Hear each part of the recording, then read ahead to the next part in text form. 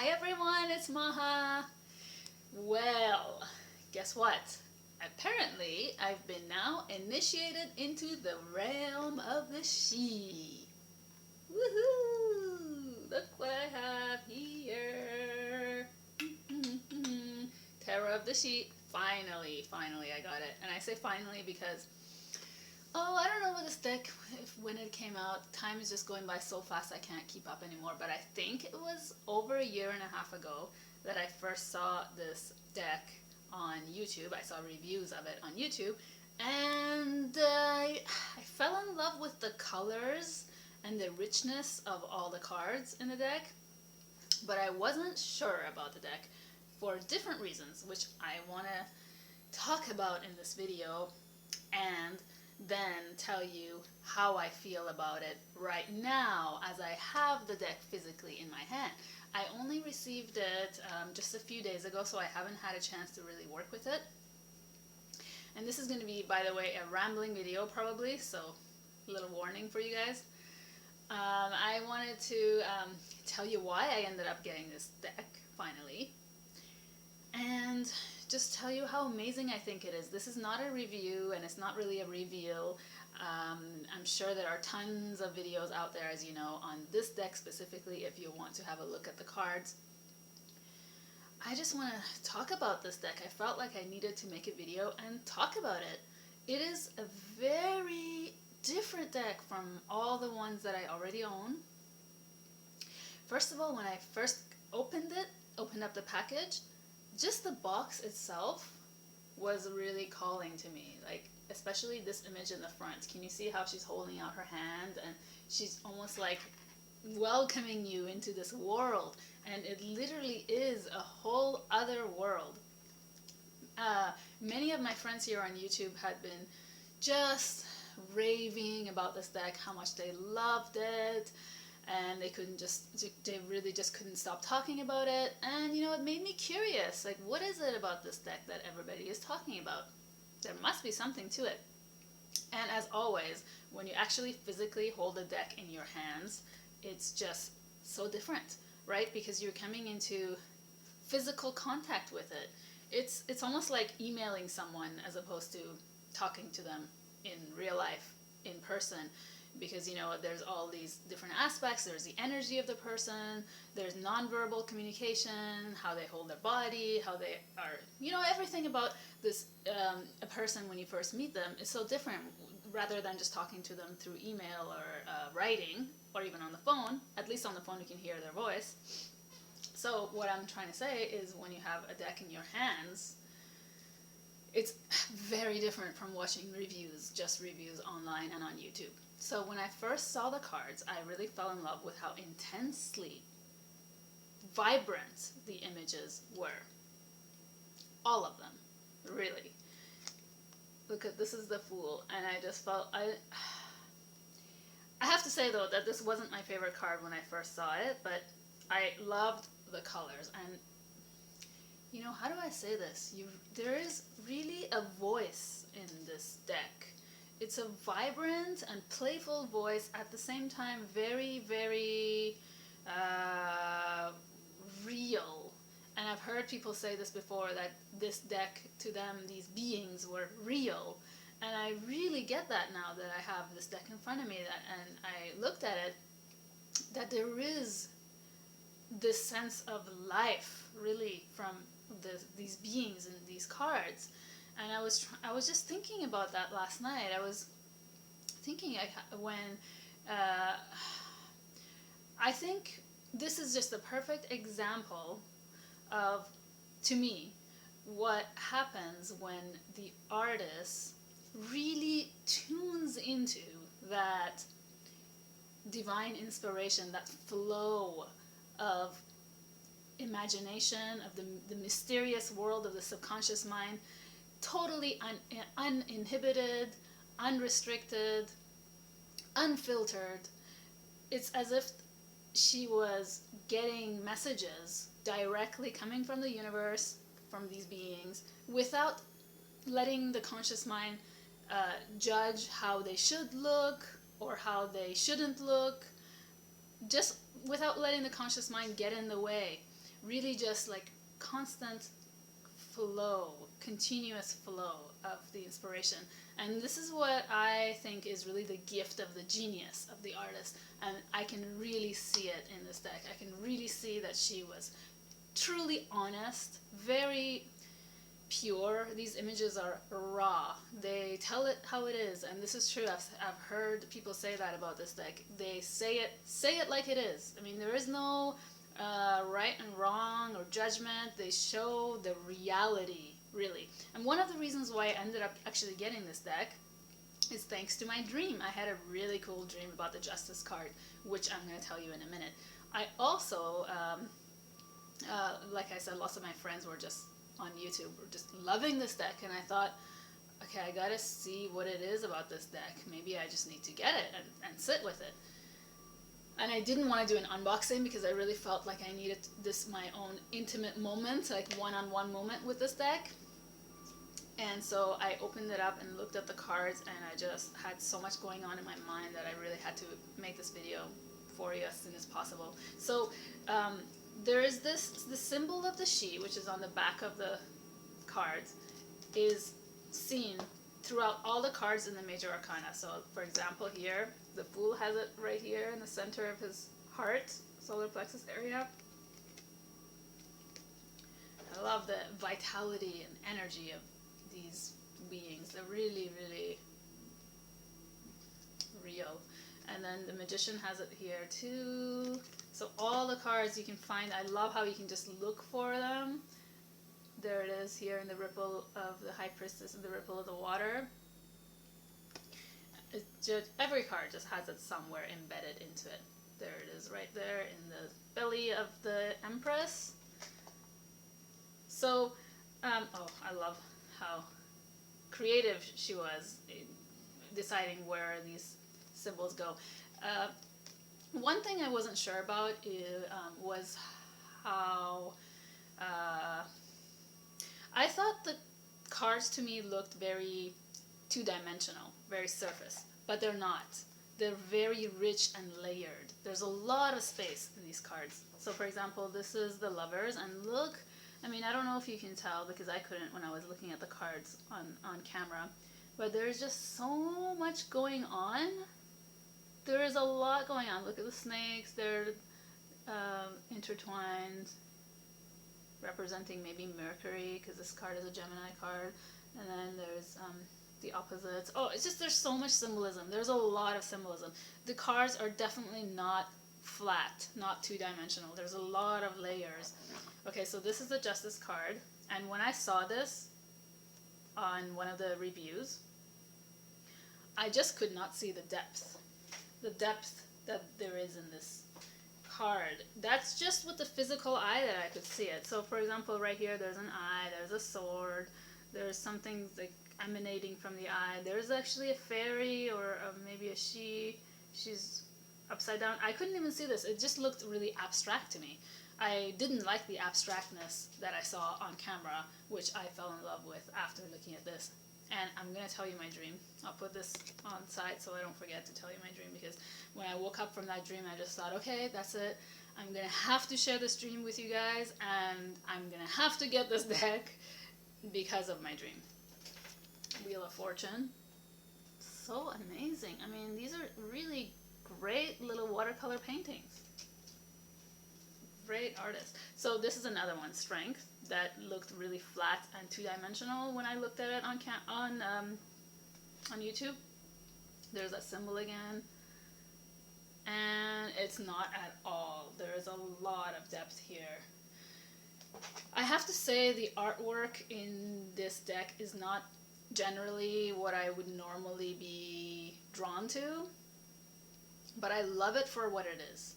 And when I talk about my dream, you'll see how connected to this is, which I think that these beings really explore all the different aspects of life without judging them as right or wrong, really just saying it how it is, like I was saying a minute ago. So that was one of the things I didn't like about this deck, is that some cards were really, as I saw them on camera, really dark in a way that was kind of I don't know, almost turned me off.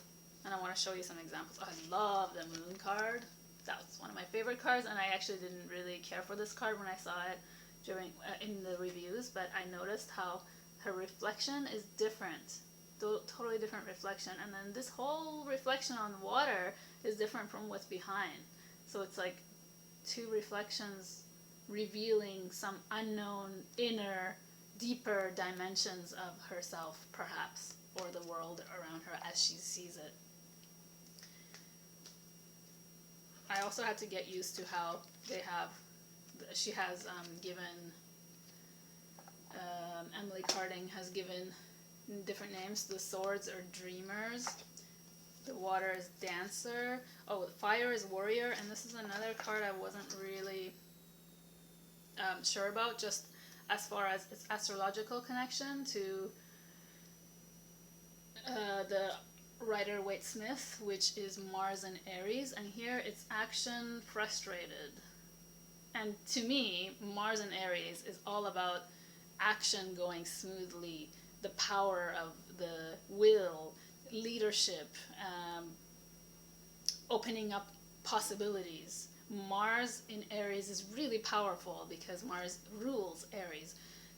However, in this case, it's a little different, which I'm going to have to explore when I start working with the deck. Not that there's anything wrong with that. Not everybody has to follow the Golden Dawn associations, of course. That's just her choice that she's done this. I'm just curious to know what it's based on. So I'm not going to... I just want to go to the Dancer 10, because that's a card I really fell in love with. And I haven't looked at it yet. This deck is still very new to me.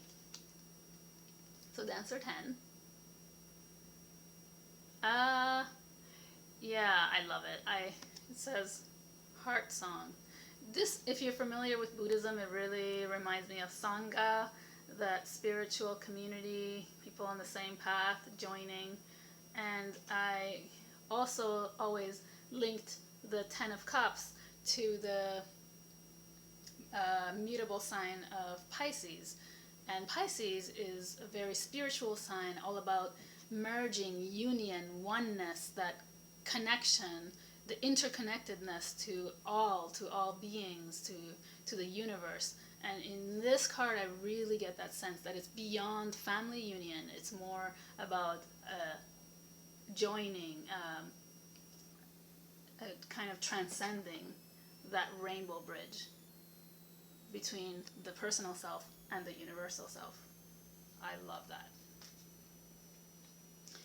So some of the darker cards were a bit, when I saw them on the reviews, I thought they were a bit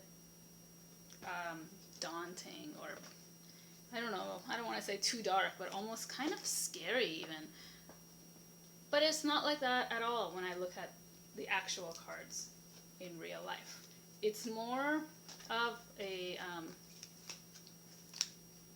part of life, like I was saying. It's all different aspects of life. And I'm trying to find one of the darker cards, but I'm not finding. Oh, here it is. This is a good one. Yeah, this is one of them. I was like, I don't know if I like this card. It's Dreamer 7, so 7 of Swords. A coward betrays. A coward betrays. A coward betrays. So, yeah, I really didn't like this drawing. I don't know. I mean, I don't want to say didn't like, because that's kind of a superficial word in this case. It was more that I found it uncomfortable. But now that I look at it, wow, a good one. Dreamer 8, so 8 of Swords. Now that I look at this also, and all of these ones, it just makes sense. It makes sense. It seems that it is part of life, that they're saying, there are some aspects of life that are like this, and this is just how it is. It's not good or bad. They're just showing it to us. They're showing it to me. That's how I feel. I feel that this deck really talks to me, really speaks to me. Like, I know it sounds really like everybody else has said this too, but it is totally true. I really feel that there is a voice. Emily Carding has done an excellent job in bringing these beings together. I want to say congratulations to her, because this is not an easy thing to do. Just as my own artistic perspective, I think when an artist reaches a place where they can just allow the subconscious mind, the flow of inspiration and imagination to come freely without being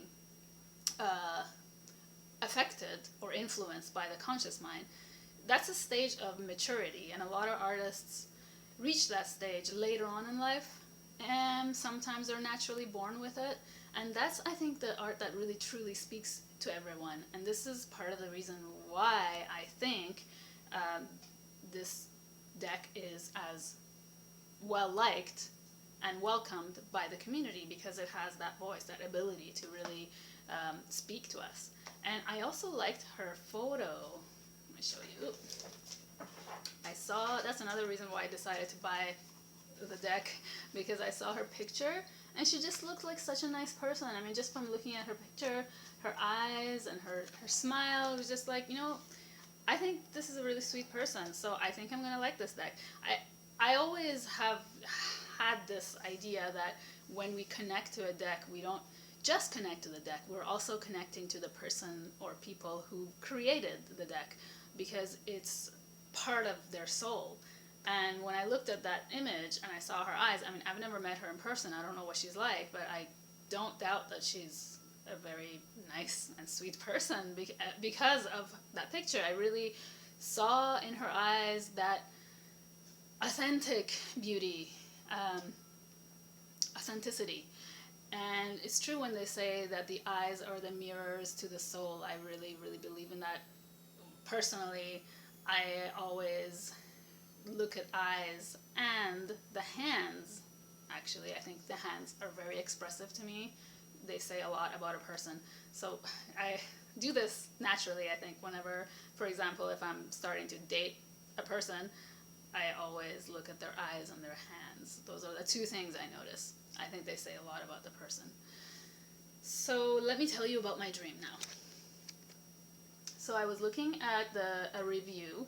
I was looking at many reviews, but one of them was showing all the cards, and I fell asleep that night and I had a dream about this card. Now, I'm just going to tell you what my dream said to me. So the dream said, I saw this image and I heard that the deeper meaning of this card is acceptance. Okay, so I'm just going to go on and tell you what my dream is. Acceptance that there are opposites in the universe, and the whole of life and the universe is based on opposites. Sadness, happiness, joy, suffering, pleasure, pain, black, white, positive, negative, darkness, lightness.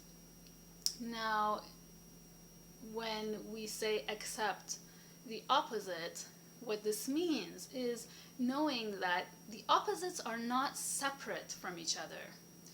You can think of them more as a combination, as a synergy, bringing together, that there is the yin within the yang and the yang within the yin.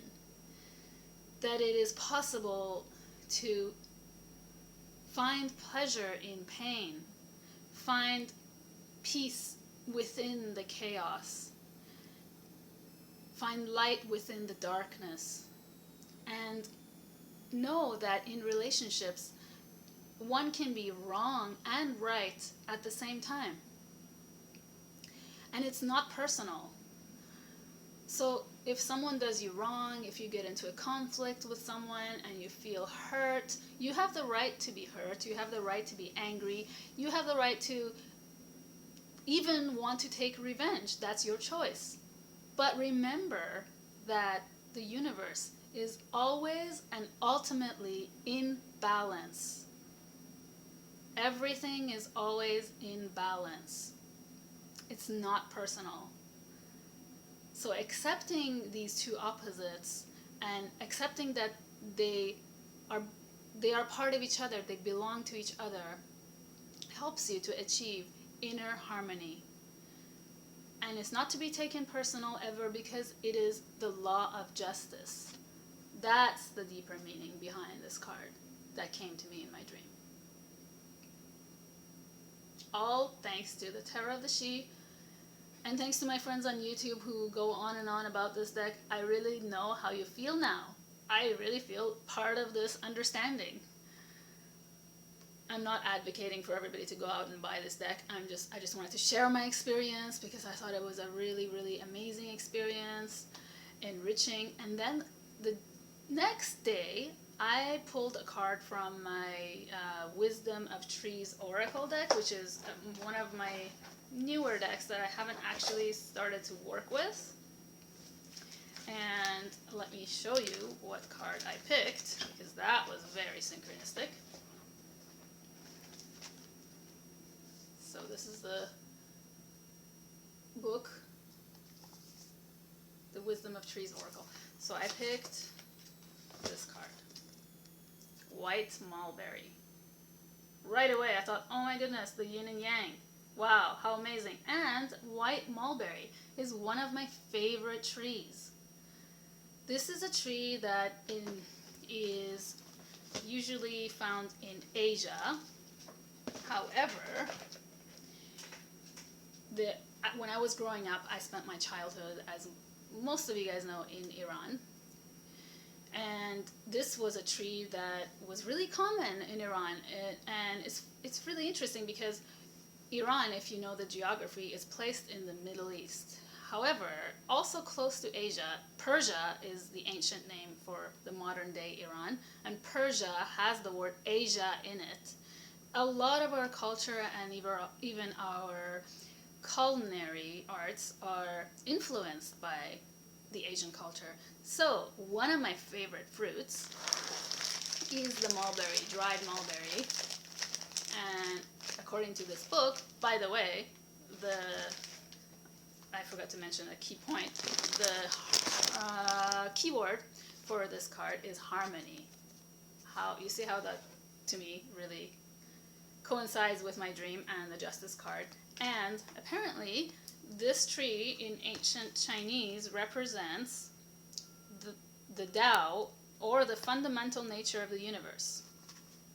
The white mulberry is used extensively in traditional Chinese medicine to cleanse the liver and to send the qi, or energy, flowing smoothly through the meridians, as it says in this book. And white mulberry is one of my favorite fruits, which is not very common in North America. So I'll show you what it looks like. Kind of looks like a white blackberry. This is the dried white mulberry. Love this fruit when it's fresh. It's amazing. It's juicy and really white.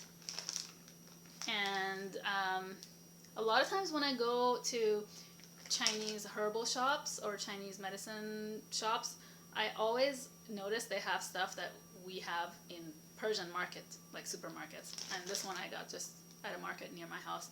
I love these. I eat them with my breakfast, with my oatmeal in the morning. I just had one a few hours ago. Alright, that was my short little ramble for you. Not really short, 23 minutes. Okay guys, thanks for listening. Thanks for watching. I hope you're having a wonderful, wonderful day. And as always, I'm sending you lots of blessings, lots of love. Mwah. Be well. Bye.